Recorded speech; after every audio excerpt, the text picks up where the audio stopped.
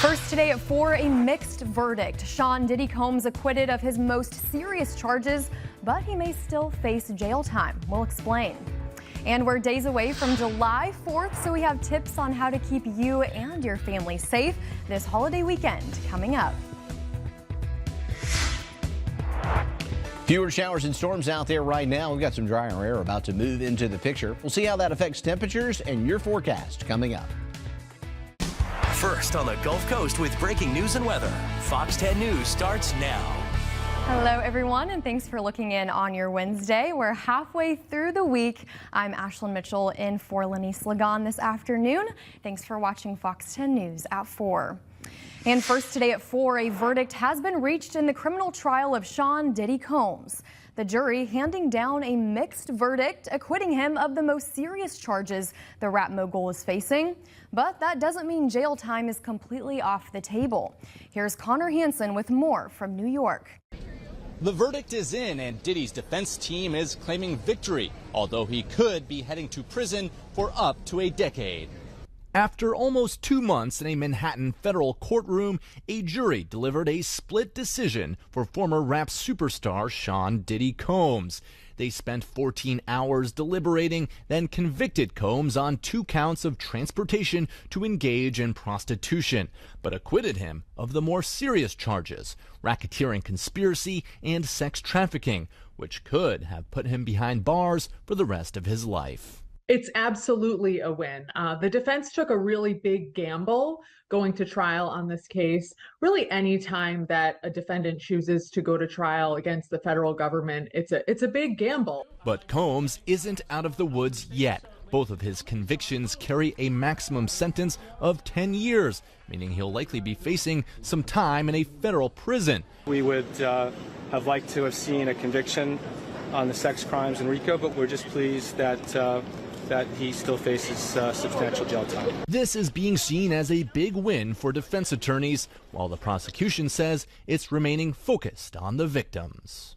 It makes it much more difficult to argue that somebody was coerced when in a text message they're saying that, essentially that it was consensual. The defense team for Diddy says it will appeal those guilty verdicts, and it continues to insist all of those sexual encounters were consensual.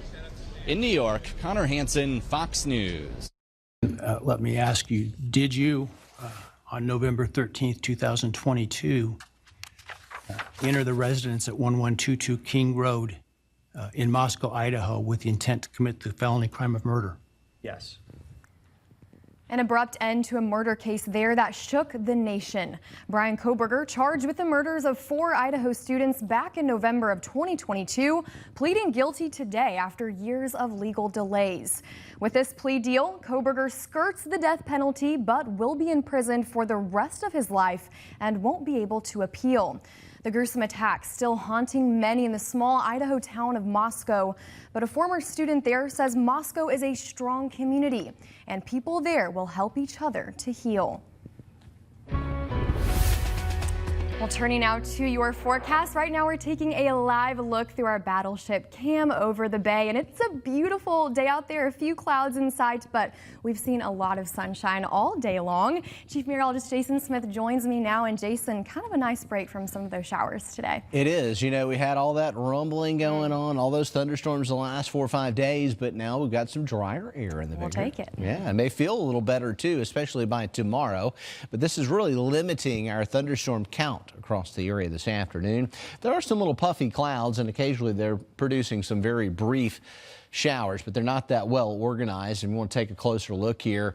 Situation as we zoom in on Mobile County, there's hardly any rain going on. There's one shower over the bay off of Mullet Point. It's weakening. This one's about to fall apart here. It popped up near the Bromley area, and it's started to sink down towards US 31, and it's already starting to fall apart. So there's just not much in the way of consistency to the thunderstorms out there right now.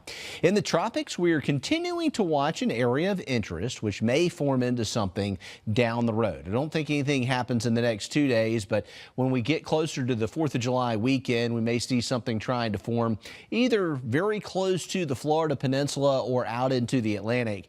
And it's not likely going to have any impact on our area, but it's something we're watching. It's an area of interest. I'll have more on that in detail coming up in your complete forecast. In the meantime, this evening, very few showers and thunderstorms, just isolated activity between now and 7 p.m. It's going to get quieter overnight, and we'll see the temperatures begin to improve a little. The dew points are dropping too, so that's going to help our heat index over the next couple of days. It's by this summer's standard, it's a rare dry spell. I'll tell you more about how long it's going to last in your forecast coming up.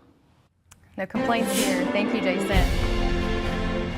Well, the 4th of July is right around the corner, and a street party at the Wharf in Orange Beach is kicking off those celebrations. The event starts at 5, but crews are getting everything set up for this patriotic party. Our Claudia Nichols joins us live from the Wharf now to show us what's happening. And Claudia, there's a lot going on out there. There is a lot going on out here, Ashlyn. The event doesn't start for another hour, but people are already starting to arrive. Let me go ahead and take a step out of the way so I can show you what things are looking like. As you just mentioned, crews are still setting up. We have a couple of tents here in the area now, some food and drink vendors. The signs there in the on the ground right there tell us a little bit about what's to come. And of course, that dunk tank we were talking about earlier. I have to say it does look pretty refreshing right now. Now, I'm here today with one of the event sponsors. This is Hunter Harrelson. And Hunter, you know, you are owner of Beach Ball Properties. Can you tell me a little bit more about what kinds of activities we have going on here tonight? So yeah, I mean, we're celebrating the 4th of July. You hit on the dunk tank. That's going to be super exciting. We've got all the local politicians, and you know, it's campaign season, so we've got candidates that are going to get dunked as well. So we're hoping to raise money for the charity we've got. It's the Gift of God charity that's going to give money to foster kids to help them, you know, get their clothes. It's a little backpack they put together because most of them just show up, you know, with a shirt on their back. But tons of kids activities. We've got a rock wall, we've got a jumpy house, we've got a bubble machine. There might even be a camel show up later today. All right, lots of stuff going on. Can you tell me just really quickly, why are you guys sponsoring this event? So from humble beginnings of beach ball, when we were nothing, nobodies, the Wharf allowed us to come and put a tent here at one of their first events, and we've just grown and grown since then in our partnership. We used to be the big sponsor for the beach ball drop. Unfortunately, that has gone away. So what better than celebrating America than the 4th of July with our great beach ball colors and just being a part of the Wharf. I mean, it's downtown Orange Beach. It's where everybody wants to be, right? Absolutely. Thank you so much. We'll be right back here at 5 o'clock for another live update. Ashlyn. All right, Claudia, thank you. We'll see you soon. And I have to say, I'd love to see you in that dunk tank. So keep us updated there. Well, summer holidays are truly a fun and exciting time spent with family and friends. But as we know, they can be dangerous too. So we have some holiday tips to help keep you and your loved ones safe. Our Stephen Moody shows us how. We're just a couple of days away from celebrating our independence. And as we all get ready to have fun, we wanted to find out how you plan on celebrating. Just getting together with family, having a big barbecue, having the grandkids running around playing, just family time. We may celebrate in different ways, but however you choose to do so, it's important to do it safely. If you plan on traveling, give yourself time to deal with traffic. If you're cooking, never leave the grills or stovetops unattended. And celebratory gunfire isn't just dangerous, it's illegal. So when it comes to the guns, put them away. Your neighbors will appreciate it. It's one thing to celebrate, it's another to, you know, be shooting guns. And I am not a no-gun person, I own guns. It's just, there's a time and a place, and stupidity isn't it. And recklessness can get people hurt. You know? We've had their bullets come onto our property and hit trees. And for those fireworks shows, many plan to leave it to the professionals. But if you don't, be considerate of other people and pets. Stop doing it about 11, 12 o'clock. Yes, it's a great day to celebrate. It is amazing. We are free. We're Americans. We got all this going on. Have some respect. Stephen Moody, Fox 10 News.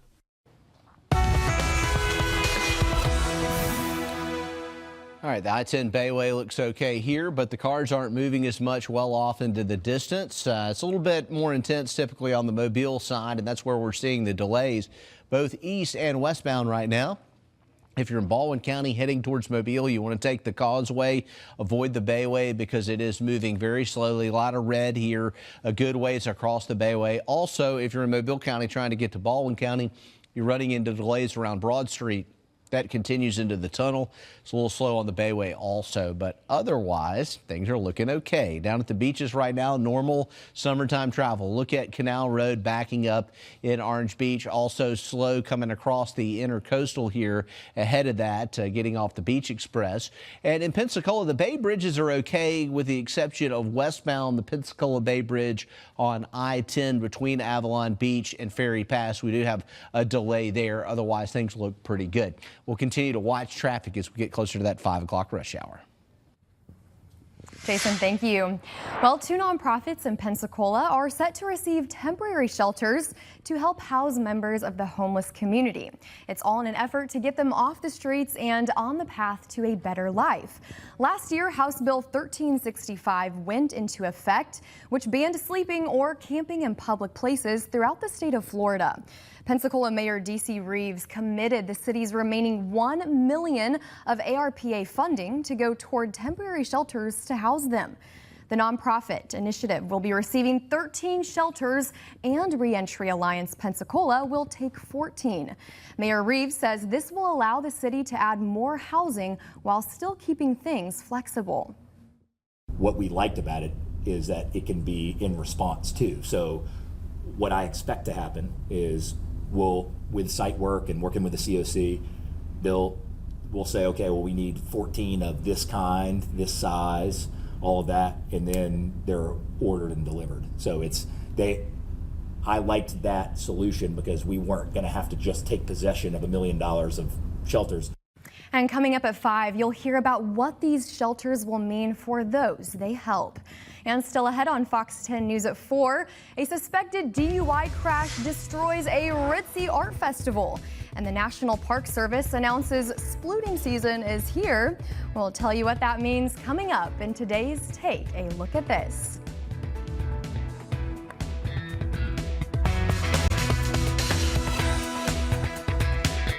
Sure will. Thanks, Jason. Well, listen to this. A suspected drunk driver plows into an upscale art festival, narrowly missing 2 security guards and causing damages estimated to top $100K. Jeremy Roth has that story and more in today's Take a Look at This. Take a look at what was left behind after a suspected drunk driver crashed into a prepped pop-up art festival in New York. Police say it happened when the driver plowed through a series of art exhibits set up in a plaza in upscale Montauk at roughly 3 in the morning. One organizer told WCBS the vehicle nearly hit 2 security guards as it barreled through tents at the planned event, but thankfully the pair escaped uninjured. The driver of the vehicle received only minor injuries and was later charged. At least 6 tents stocked with artworks and wares were damaged or destroyed in the incident, and combined estimates from 2 of the artists place the potential value of the damages north of $100,000. A wild incident caught on camera in South Carolina shows a small plane crash that left an aircraft upside down on the ground. Surveillance captured the plane's rough landing that ultimately left it topsy-turvy in the field. Officials tell WHNS the pilot was uninjured and had already exited the crashed craft as responders arrived. WYFF later reported the pilot intentionally flipped the craft to avoid further damage. Crews were eventually able to turn the inverted plane back onto its belly. Speaking of bellies, how's that for an unexpected segue? Did you know it's sploot season? That's according to the National Park Service, which shared a host of images of various critters splooting, a slang term Dictionary.com defines as an animal laying splayed out on its stomach, likely to relax or stay cool. Hey, with summer temps on the rise, we humans could be forgiven for a soothing sploot or 2, and if you feel so inclined, NPS's low-key hilarious social media account advises to sploot like nobody's watching. For Take a Look at This, I'm Jeremy Roth. All right, when we come back, Jennifer Aniston is joining a TV adaptation of a New York Times bestseller. We'll have those details in your entertainment news next. Lexus of Mobile is proud to sponsor today's Pledge of Allegiance. Pledge allegiance to the flag of the United States of America two republics for which it stands, one nation, under God, indivisible, with liberty and justice for. Welcome back in at the half hour. Jeanette McMurdy's memoir, I'm Glad My Mom Died, is coming to the small screen, and Jennifer Aniston will have a starring role. The series will stream on Apple TV+, and according to the streamer, the drama will recount McMurdy's struggles as a former child actor while dealing with her domineering mother, who will be played by Aniston. You might remember McCurdy, who starred in the Nickelodeon sitcom iCarly years ago, and she's set to write, produce, and showrun the new series. Aniston will serve as the executive producer. Now, McMurdy published her memoir in 2022, and it actually spent more than 80 weeks on the New York Times bestseller list. And listen to this, Bill Hader is ready to have lots of good fun that is funny as The Cat in the Hat. A teaser trailer was released for an animated movie based on the Dr. Seuss classic with the cat on a new adventure. It's the hero's toughest assignment yet and comes from the Institute for the Institution of Imagination and Inspiration, LLC, which asks him to cheer up a pair of siblings struggling with their move to a new town. And it hits theaters next February. Well, next up, we're diving into the big breaking stories coming your way during Fox 10 News at 5. Apply, apply, apply. Random scholarships. It doesn't matter if it's $1,000. That's $1,000 less that you have to pay. Some parents, I would say, 529 scholarship savings funds. Cost of education. We have tips on how you can keep your costs down to get that degree when Fox 10 News at 4 continues. But first, Jason. And we're also keeping an eye on a few spotty showers in the area this afternoon. Not a lot of activity, but there's some things to track. I'll have an update coming up. Thanks, Jason. Well, new at 4, Tesla announcing today a record hit to its sales. Last quarter sales for the Elon Musk-run electric vehicle company dipped 13.5% compared to a year ago. That represents Tesla's largest ever drop in year-over-year sales. In fact, the company's financials suggest there is a lingering impact over Musk's political activities and, in particular, his previous role with the Trump administration. You might remember protests at Tesla showrooms across the country, in many cases that left vehicles and property vandalized. The company now facing increased competition in the EV market, and now a Chinese competitor could be on track to steal Tesla's title of world's largest EV maker.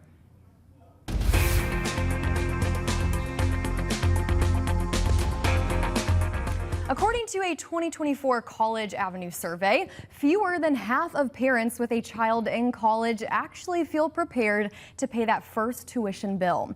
And this Watching Your Wallet, consumer investigator Carice Jackman speaks with an educator about practical steps to make college a lot more affordable. Nikita Williams is the site director for Arizona State University at their Washington, D.C. location. We have brought a hybrid online program for students earning their undergraduate degree.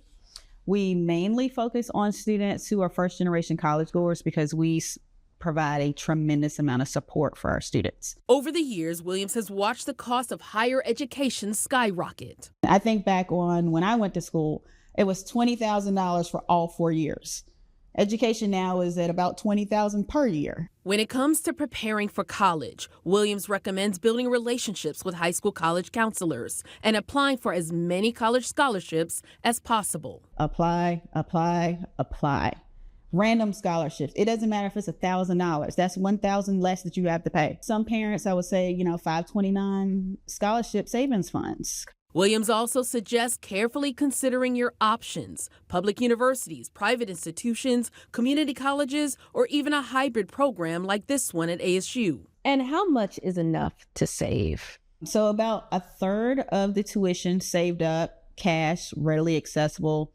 Think of a third in scholarships, loans, aid, financial aid, whatever the case may be, help, assistance. And then another third, I think you should have a conversation as well, if possible, about let's be open about our finances. You may need to get a job and contribute to your own schooling. So start early, do your research, and figure out the best path for you as you begin this next chapter. With this Watching Your Wallet, I'm Carice Jackman. Well, it is toasty out there today, and if you're looking to beat the heat with summer treats, Vanessa has a great local option for you, and we'll take you there when Fox 10 News at 4 returns.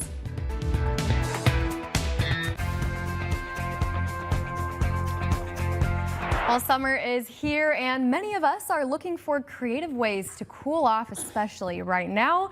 Vanessa Pacheco is trying some sweet and savory treats that are sure to keep you full and cool.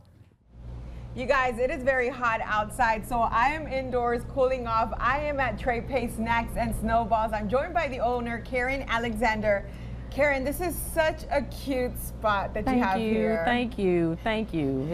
It's our location for people to get away and enjoy themselves, come in, get something nice, refreshing, cold to eat, or drink. We have the snowballs, ice cream, the nachos, hot dogs, just something to give you what you need to keep going. Yeah, so I will say this, something about Trey Pace is that y'all have some options here for sure. What do we have here? Here we've got the nachos, there's our loaded nachos, and it's got the cheese sauce, shredded cheese, bacon, jalapenos, and it's drizzled with buffalo, chipotle ranch, and ranch. Okay, this looks amazing, so I'm gonna have to try this. When you said nachos, I was just thinking cheese and chips, but oh wow, what is this one? This is the exact same thing. It's just our crawfish nacho without the chili, but it's topped the exact same way. Okay, you guys, I'm gonna try this, but tell me about these snacks that we have here. What do you have overall? You have a little bit of everything, right? Right, and our specialty is like the strawberry crunch sensation that we have, the basic snowballs, the ice cream, we have banana pudding, things like that.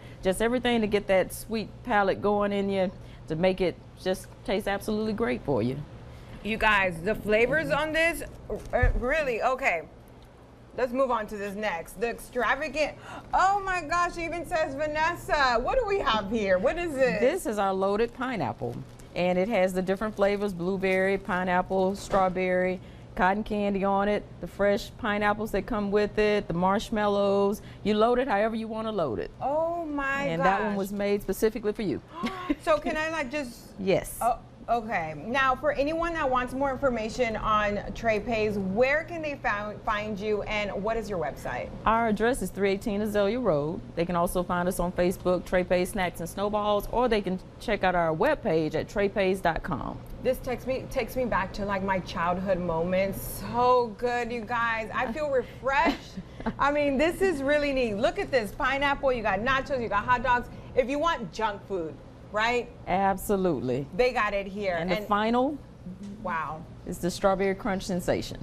So many options here. What does this have here? This has the strawberry flavor, wedding cake flavor, topped with fresh strawberries. It has the strawberry crunch ice cream and is drizzled with the vanilla sweet drizzle cream. I don't know what to type.